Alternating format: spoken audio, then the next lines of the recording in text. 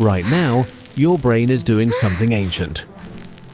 If you look at a burger sizzling, dripping with rendered fat, the protein charred to perfection, your physiology is hijacking you. Before you take a bite, salivary glands flood your mouth. Stomach acid levels spike. Your brain screams a single, desperate command. Eat this. Survive. For 200,000 years, this biological signal was your best friend. In a world of scarcity, high calorie density meant the difference between seeing the sunrise or freezing in the dark. So, you take the bite. It is an explosion of sensation. Salt, meaty taste, fat. It feels like safety. Meat has become the anchor of our existence. Just generations ago, this was a luxury reserved for kings. Today, you can trade a crumpled dollar for a hamburger in almost any city on earth. We have democratized the feast. But behind the low price tag lies a terrifying paradox.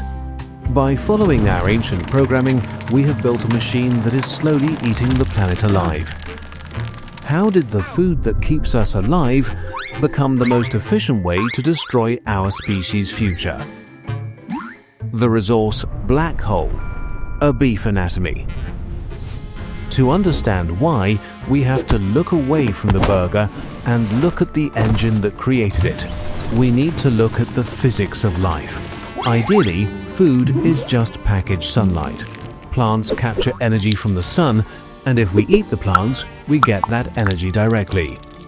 It is a clean, straight line. But when we eat meat, we hire a middleman, the cow. And this middleman charges a massive fee. A cow isn't just a machine that grows burgers. It is a living animal that burns energy every second just to stay alive. Most of the food a cow eats doesn't turn into meat.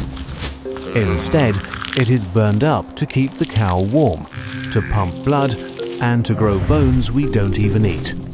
Scientists call this trophic loss. Cows are shockingly inefficient at converting plant energy into human edible tissue. They convert only about 4% of the proteins and 3% of the calories they consume into beef. Imagine filling your car with gas, but for every 100 gallons you pump, 97 gallons spill onto the pavement, and only 3 gallons make it into the tank. That is the thermodynamic reality of a steak. To sustain this inefficiency, we have turned the surface of our planet into a factory floor. Right now, humans use an area of land the size of North and South America combined just to grow food. But we aren't eating most of it, we are feeding it to the middleman. 83% of all agricultural land on Earth is dedicated to livestock. This includes the pastures where they graze and the endless monocultures of corn and soybeans grown solely to fatten them up. Here is the data point that should worry you. Despite monopolizing 80% of our agricultural land, meat and dairy provide only 18% of the global calorie supply. We have terraformed the Earth. Forests, savannas, and grasslands have been slashed and burned to make room for cows. In the Amazon rainforest alone, cattle ranching is now responsible for 80% of all deforestation. We have traded the lungs of the planet for a single species that we intend to kill. And then there is the thirst. Your body is mostly water, the cow's body is mostly water. The plants the cow eats are mostly water. To produce a single kilogram of beef requires approximately 15,000 liters of fresh water. Globally, meat and dairy production swallows 27% of the world's freshwater consumption. In a century defined by coming water wars and droughts, we are pouring our most precious liquid resource into a metabolic fire that burns it away. And while this machine devours land and water, it exhales poison. The livestock industry generates roughly 15% of all global greenhouse gas emissions. Pause on that number. Is more than the exhaust from every single car, truck, airplane, ship, and train on the planet combined. If you stopped driving today, never flew again, and walked everywhere for the rest of your life, but continued to eat high-impact meat, your carbon footprint would arguably remain massive. We are literally eating the atmosphere. But if the planetary destruction feels abstract, the biological reality is terrifyingly concrete. Who is actually paying the price for our lunch? The moral price. The secret of the cheese slice and the meat. So, let's talk about the neurons, the pain receptors, and the consciousness of the things we eat. There is a grim reality hiding inside that burger wrapper. It is a graveyard. Every single year, humanity kills over 90 billion land animals. In just under a year and a half, we slaughter more living, breathing creatures than the total number of human beings who have ever lived in our entire 200,000-year history. The takeover is absolute. If you were to weigh all the land mammals on Earth today, wild animals would account for just 4% of the total biomass. The other 96% is us and our livestock. We have physically crowded nature off the map. We like to tell ourselves a story. We imagine happy cows on green hills. We consider ourselves benevolent gods who grant these animals life before we take it. But we are not benevolent. We are industrial. To meet the demand for cheap meat, we have removed nature from the equation and invented the factory farm. Let's look at the pig that became your bacon. Pigs are highly intelligent, smarter than dogs, capable of solving puzzles and feeding complex social bonds. In the industrial system, a breeding sow is often kept in a gestation crate, a metal cage so small she cannot turn around. She spends her life on concrete slats above a pit of waste. Her brain, desperate for stimulation, begins to shatter. She develops stereotypes, repetitive, obsessive behaviors, like chewing on metal bars until her mouth bleeds.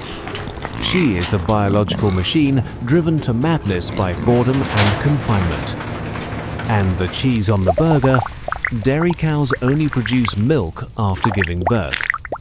To keep the milk flowing, they are artificially inseminated, forced into constant pregnancy. When the calf is born, it is dragged away, often within hours. The bond is severed so we can take the milk. But the horror peaks with chickens. We have engineered broiler chickens to grow so fast that their legs collapse under their own weight. They are children trapped in the bodies of giants, living in windowless sheds with tens of thousands of others, and the egg industry holds perhaps the darkest secret. Male chicks cannot lay eggs, and they don't grow fast enough to be sold as meat. They are biological waste. So, hours after hatching, they are thrown onto conveyor belts and dropped into macerators, industrial grinders. This environment is so toxic that these animals should simply die of infection, but we don't let them. We pump them full of antibiotics. In the United States, nearly 80% of all antibiotics sold are for livestock. Globally, 66% of all antibiotics used on Earth are given to farm animals, not to sick humans. We use our miracle drugs just to keep animals alive long enough to slaughter them. This creates the perfect training ground for superbugs. Bacteria are learning to survive our medicines. Eventually, they leave the farm and find us. We are risking a return to the dark ages of medicine where a simple scratch could kill you, all for the sake of cheap nuggets. And right on cue, your mind offers a convenient escape hatch. The illusion of organic meat. At this point, you might feel a mix of guilt and nausea. Your brain latches onto a solution. I will just buy organic. I will pay the extra money to be moral. This is the trap. The label organic is often a comforting lie. First, The welfare definition is slippery. Free range often simply means the animal has access to the outdoors. A warehouse of 30,000 chickens with a single small door to a mud patch can still be legally labeled as having outdoor access. But from a planetary perspective, organic might actually be worse. Remember the efficiency problem? Factory farms are horrific, but they are brutally efficient. They pack the maximum meat into the minimum space and time. When you switch to organic, the animals live longer and move more. They burn more calories walking around.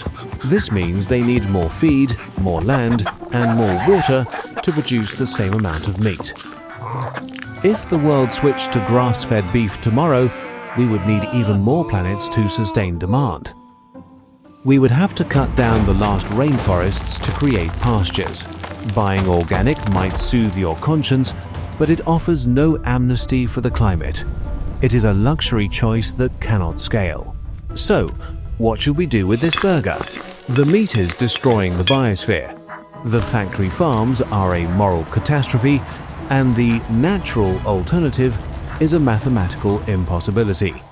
You feel helpless. But biology is not destiny, and cynicism is not a strategy. We do not need to be perfect, we just need to be better. The solution isn't to demand 8 billion vegans overnight. The solution lies in friction and technology. First, the power of reduction. Treat meat as a delicacy, not a staple. Wow. If you cut your meat consumption by half, you cut your impact by half.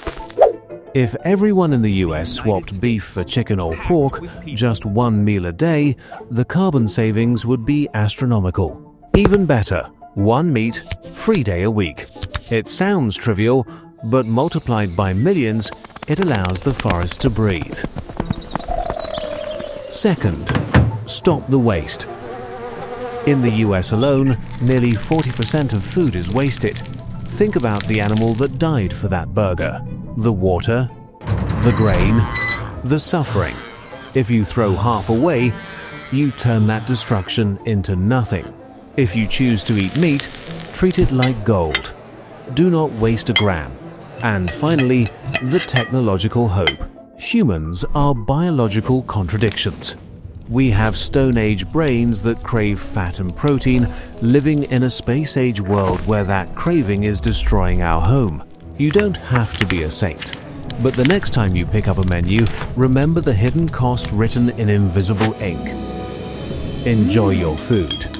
But let's make it a treat, worth the price we pay for it. If you want to feed the metabolic engine of this channel, click like.